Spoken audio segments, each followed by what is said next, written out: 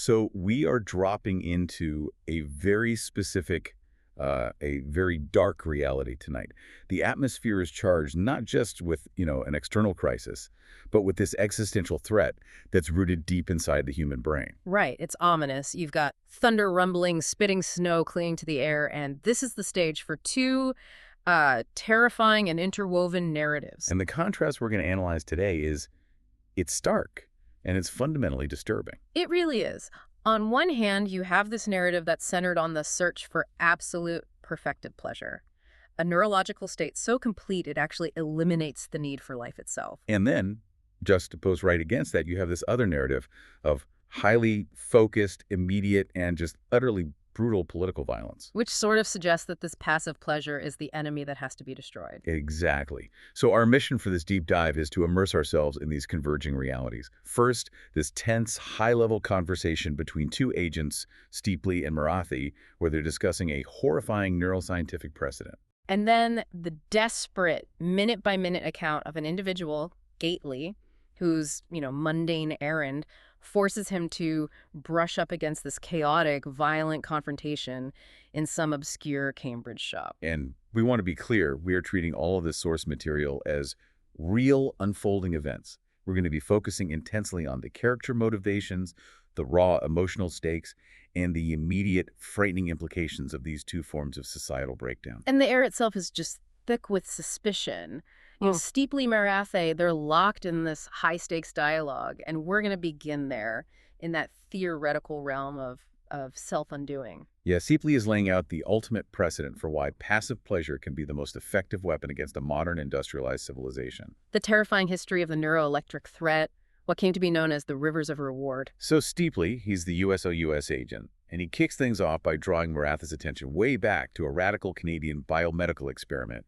It's from what's called the BS-70s. The late 1970s. Exactly. And it's focused on electroimplantations, specifically something called stereotaxy, which was initially intended for a pretty benign therapeutic purpose. Right. It was supposed to prevent epileptic seizures by stimulating targeted areas in the temporal lobe. But what's crucial here is how quickly Steeply's technical setup is just completely undercut by Marathi's personal connection to it all. Oh, immediately. Stereotaxy as a concept, it already feels invasive, But the specific hardware makes it real. Steeply, Baberly manages to describe the hair-thin electrodes before Marathi just jumps in. And he supplies the specific, highly technical name. Briggs electrodes. And that one phrase immediately shifts the whole dynamic. Absolutely. The conversation is no longer some theoretical history lesson it becomes high-stakes biography. Steeply uses that connection. He brings up that Marathi's own father had a pacemaker, and Marathi confirms it. He has this intimate knowledge that was required of him as a child. He recalls the precise technical terms, the ones that were necessary for his family's survival. Briggs electrode, Kenbeck DC circuit, and then the really chilling detail. The power pack. The power pack powering this consumer health technology was made of plutonium-239. And that plutonium detail is, it's the entire story in miniature, isn't it? It just transcends mere historical curiosity. It does. Think about what plutonium-239 is. It's highly regulated, Cold War era, potentially weaponized material, a dangerous radioisotope with a half-life of 24,000 years. And it's being implanted by government sanction into consumer health technology. Right. And Maraki's detailed recollection, avoid microwaving ovens, stay away from certain transmitters, it just underscores the permanent risk and the inherent suspicion that's built right into this technology. And the most disturbing protocol of all. Cremation was strictly forbidden. Strictly forbidden because of the radioactive material. It meant that even in death, his father's body contained a deadly government secret. And this knowledge establishes Marath not as some neutral listener, but as someone who understands the stakes of implanted technology intimately, both the life-giving aspects and the deadly liabilities. Which leads us right to the unintended discovery. The initial stereotaxy process itself was, it was brutal. It wasn't guided by precision imaging. It was inexact. It was trial and error, a kind of neurological mapping where they stimulated electrode after electrode in the temporal lobe just to find the terminals that caused epileptic seizures. So they were searching for a malfunction. Exactly. The whole process was almost random, almost violent in its lack of finesse. But it was during this haphazard process, led by a neurologist named Elder or Olders, that they found something monumental. Firing specific electrodes in certain areas resulted in an intense, completely unprecedented feeling of pleasure. They called these points P-terminals, or the rivers of reward. And the description of these terminals is so key. The location of these rivers of reward was maddeningly inexact and unpredictable. Just imagine the density of the human brain. These pleasure centers could be right next to neurons that cause agonizing pain or sudden crippling hunger, or even more profound unknown reactions. That proximity makes the discovery seem almost accidental, a chance alignment in the chaos of the brain's dense architecture. And the moment that discovery was made, the entire ethical and scientific focus just shifted. The initial mission curing epilepsy was instantly relegated to the second-string neuro team. While the main effort, led by elder-olders, became this fanatical pursuit to map these pleasure centers. And it was all conducted at the Brandon Psychiatric Center in the utterly remote, forbidding wastelands of northern Manitoba. Steeply calls it mapping the Department of Euphoria. Right. The theoretical basis was that they had somehow stumbled upon the master receptor, the central processing site for all known neurotransmitters of pleasure. The beta endorphins, the L-DOPA, the serotonin. It was the neural summation of every positive experience possible waiting to be accessed by a direct electrical current. And the first subjects, the earliest and most sobering test cases, were rats. And the results are immediately catastrophic for the program's ethical standing. Once the rats were rigged with an auto-stimulation lever, they became completely fixated. They would press it thousands of times an hour, ignoring every single fundamental survival instinct. They ignored food, water, reproductive urges, even when female rats were in heat nearby. And the result wasn't death by shock or some overdose of pleasure. The subject simply died of dehydration or sheer physical exhaustion. That is the ultimate horrifying insight. The pleasure wasn't a lethal dose, it was a total cessation of will, a complete psychological disengagement from the mechanisms of survival. Emirati even interjects with this piece of dark, necessary humor, calling the rat the envy of all experimental rats everywhere. But the seriousness just hangs heavy. He's trying to maintain some distance from the ethical horror of what happened next. Because the test inevitably moved up the evolving scale. They progressed to cats, dogs, swine, monkeys, primates. Even a dolphin. And the conclusion remained tragically consistent. The subjects either died by self-neglect or they had to be lobotomized to prevent the compulsion from recurring. The addiction was absolute.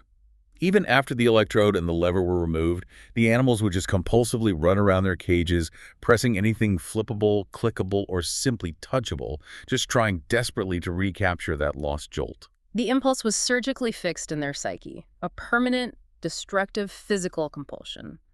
The lobotomy was required not to cure the pleasure, but to obliterate the capacity for that addictive memory. And this brings us to the existential leap. Human testing. Steeply notes that because of the fatal outcomes they saw in the animals, the Canadian government faced severe legal hurdles. Right. They couldn't use prisoners or patients. They needed genuine, informed volunteers. This is where Marathi leans into his political cynicism. He suggests that Ottawa could have simply solicited persons of expendability from the US CIA, a really pointed reference to the notorious, often unethical MKUltra programs. He's implying that when governments want something badly enough, particularly something dealing with neurocontrol, the protocols are just a suggestion. Steeply, smoothly pivots back to the facts. A security leak happened at the Brandon Psychiatric Center. The information about the rivers of reward got out.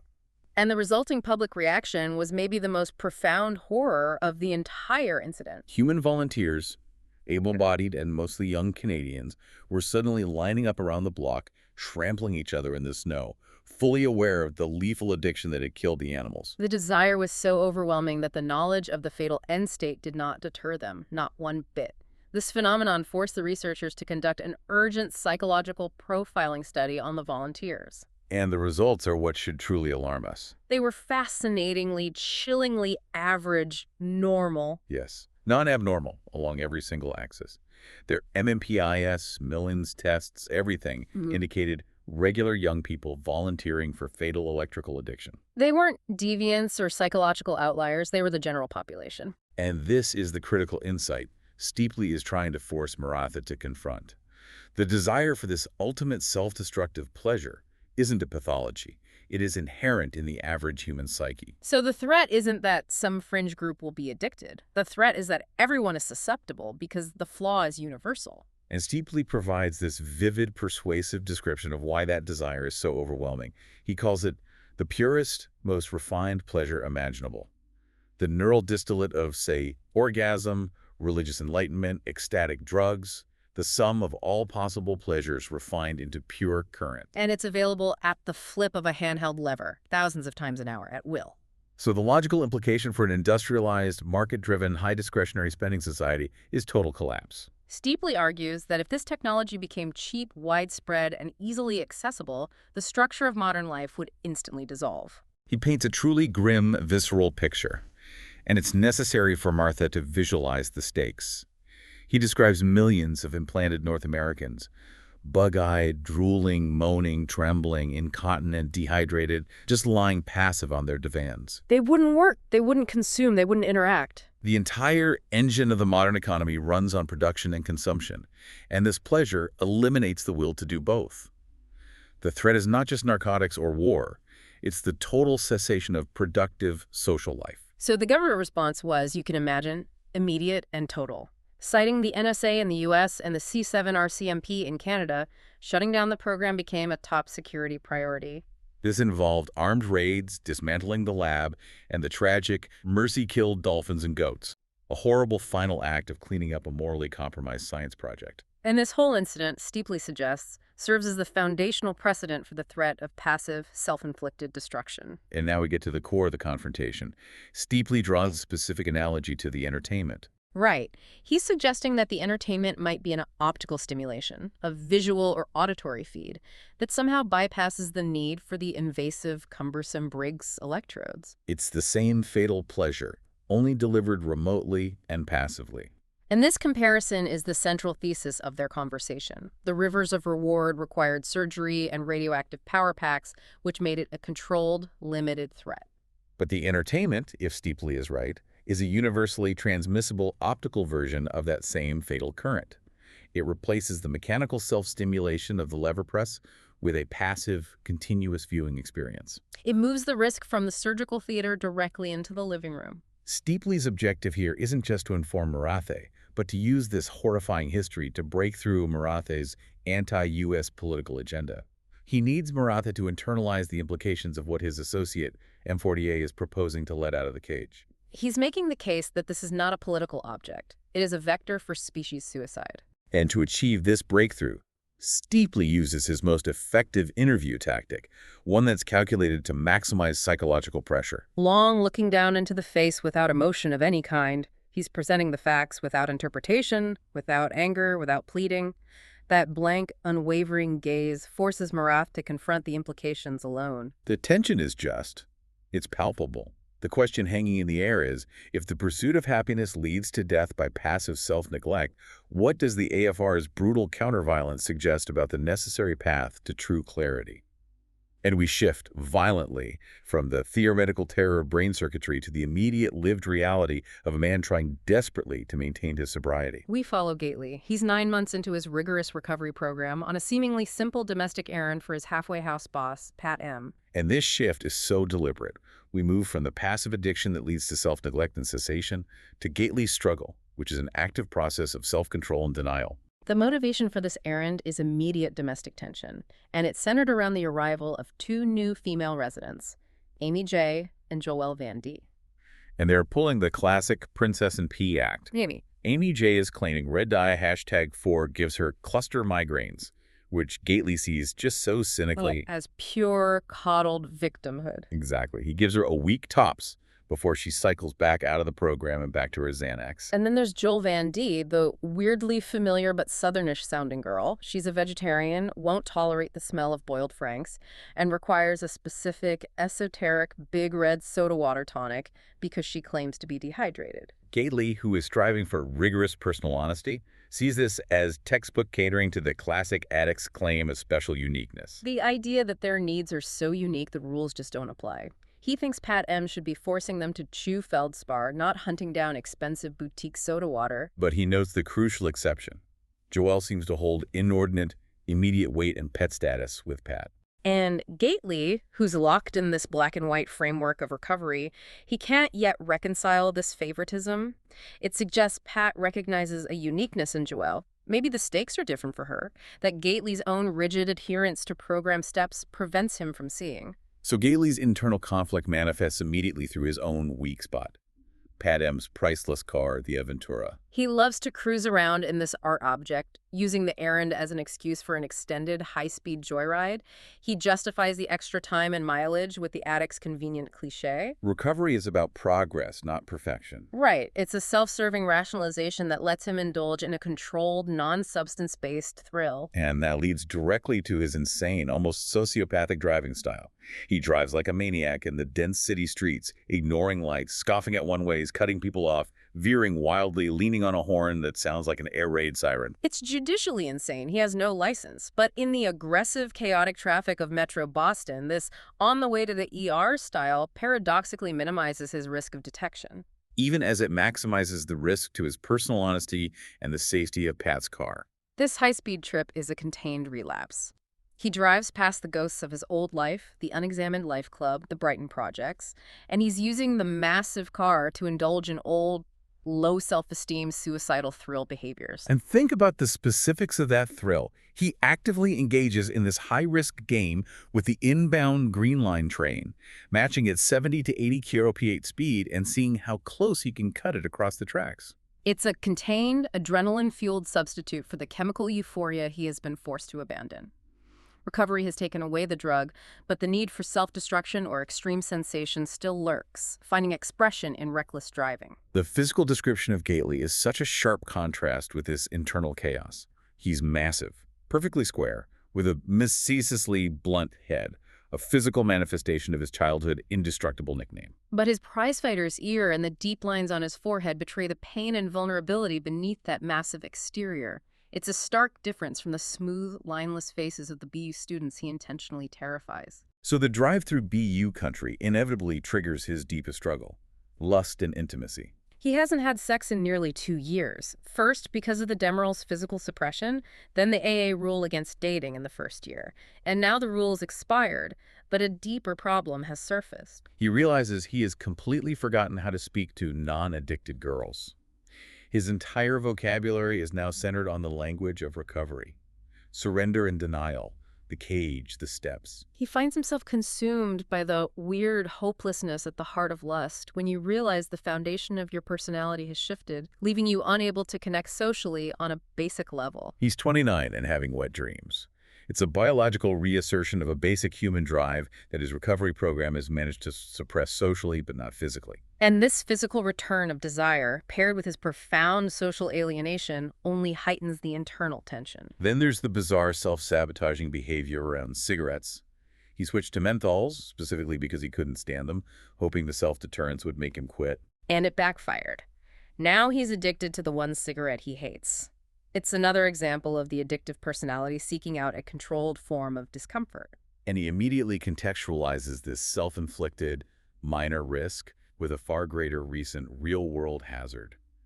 The ancient, crumbling asbestos insulation in his basement room. He describes watching the men in white suits with oxygen tanks, stripping the pipes, going over his room with a flamethrower, and hauling the material away in a welded drum marked with a skull. That recent profound exposure to death and hazard, the skull and crossbones on the drum, it allows Gately to shrug off the menthol risk.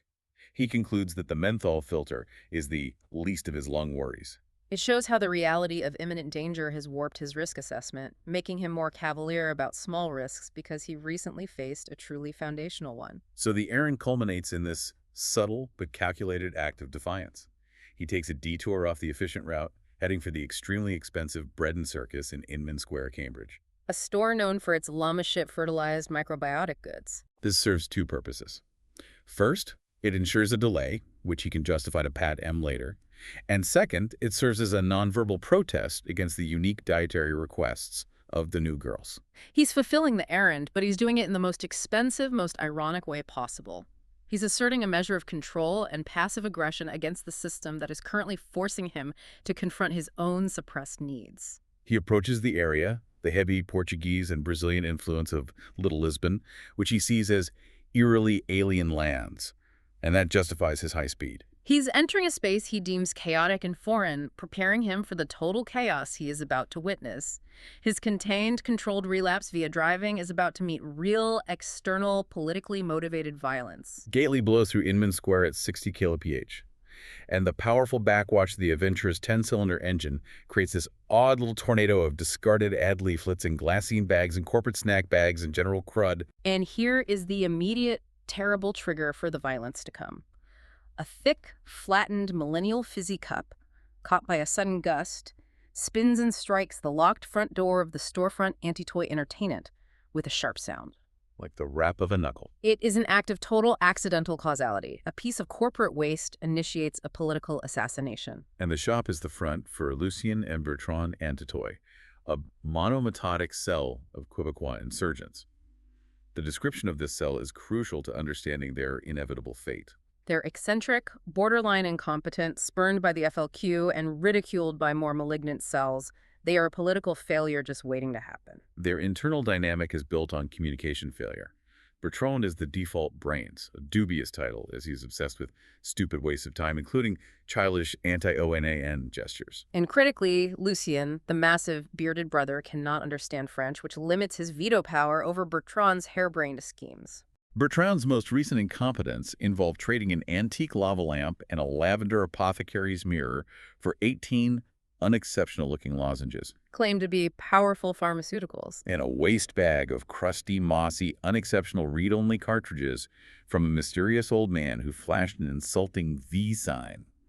Bertrand thought the V meant victory. Lucien rightly suspected it was an obscenity. They are incapable of understanding basic signs, either political or social.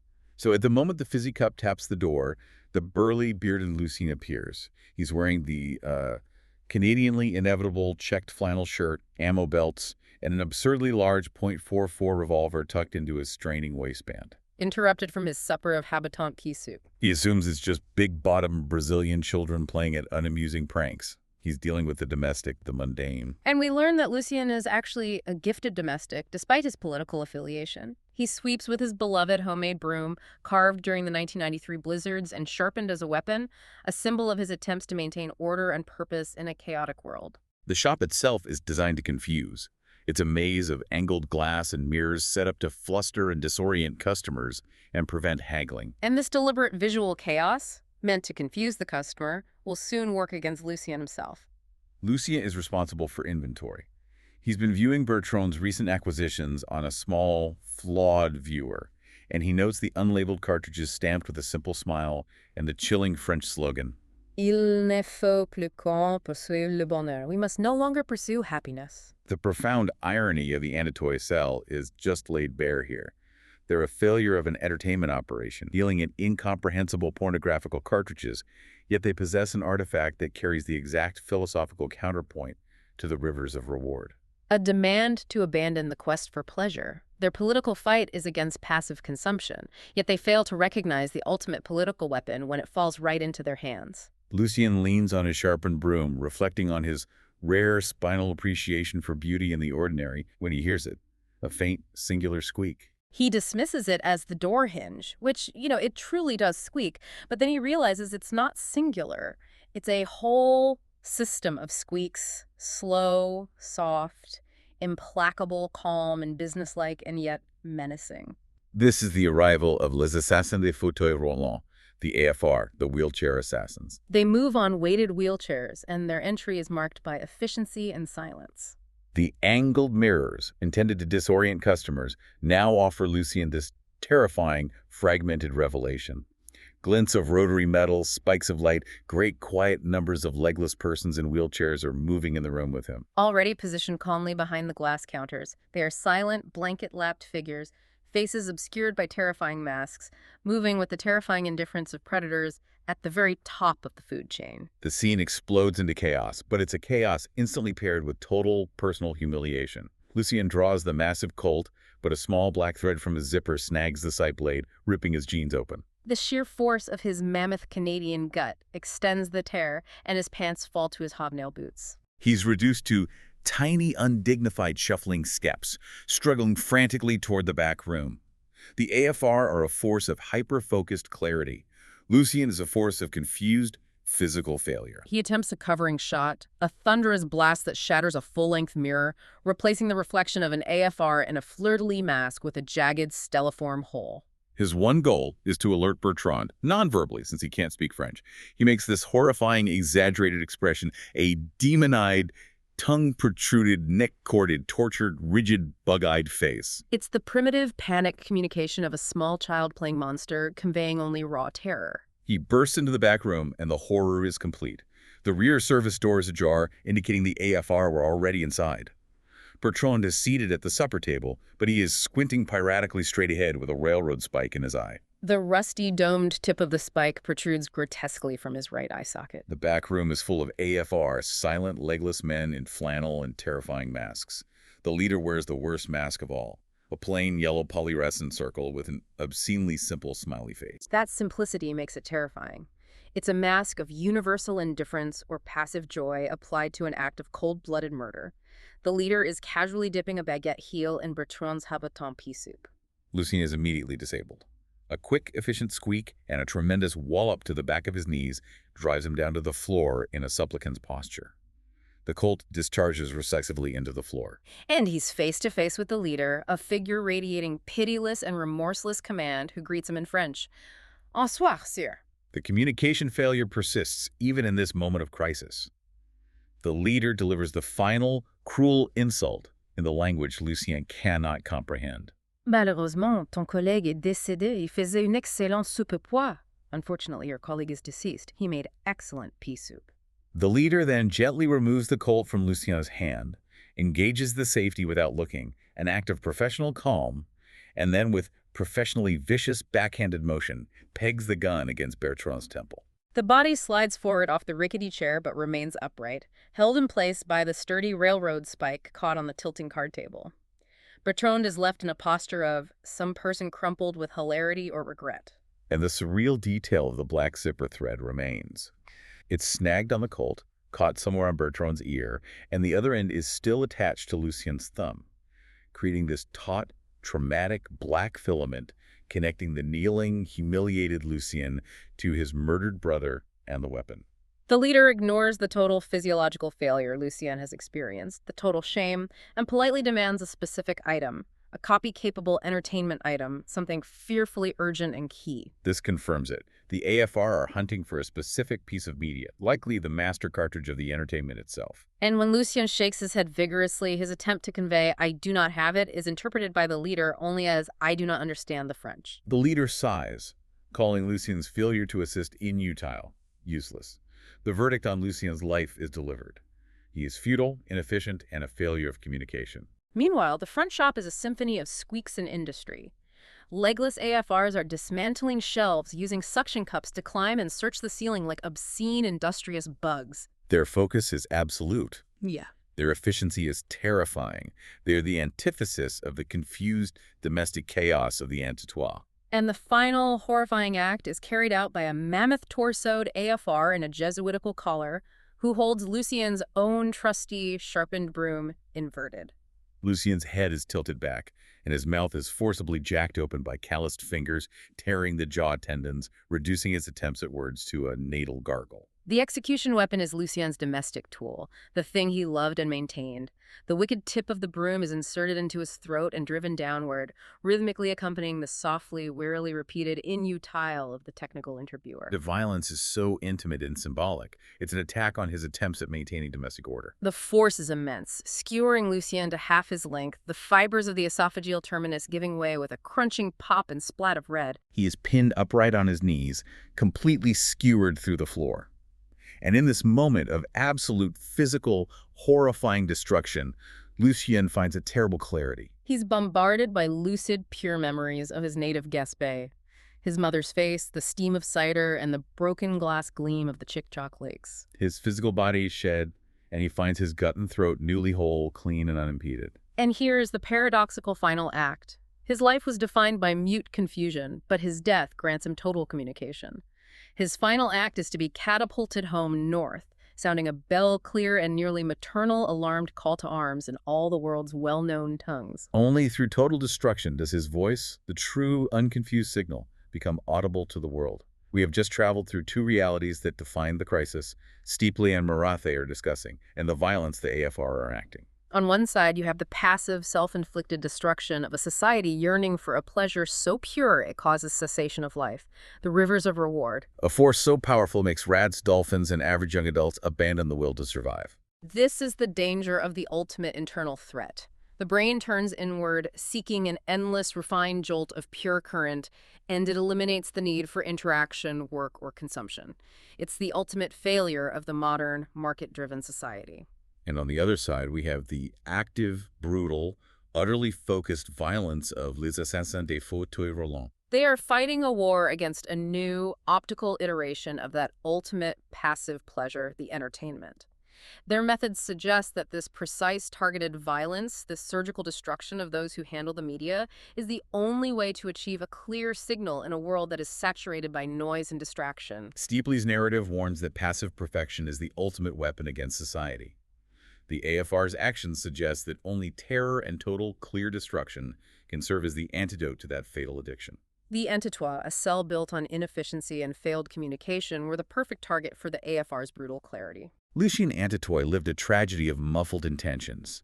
He was an insurgent, unable to communicate in the common language of his own people, surrounded by confusion, failed schemes, and ironic media.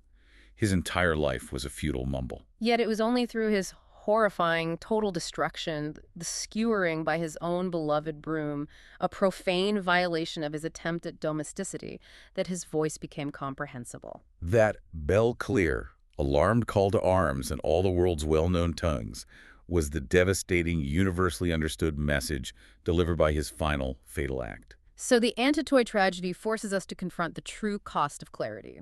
If a person's life is filled with muted intentions, self-deception like Gately's contained relapse in the Aventura and missed signals, does it require total, visceral, physical destruction for one's alarm to finally be heard by the world? And consider the implications of that.